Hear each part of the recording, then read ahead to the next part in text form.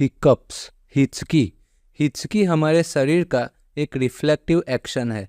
हमारे एब्डोमेन में डायफ्राम की मसल्स का कॉन्ट्रैक्शन इरेगुलर हो जाने से हमें हिचकी आती है, उसे हिकअप्स कहा जाता है।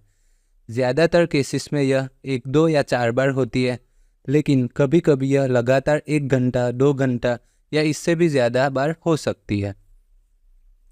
कॉजेस: अधिक भोजन करना, ओवर डाइट, खाना जल्दी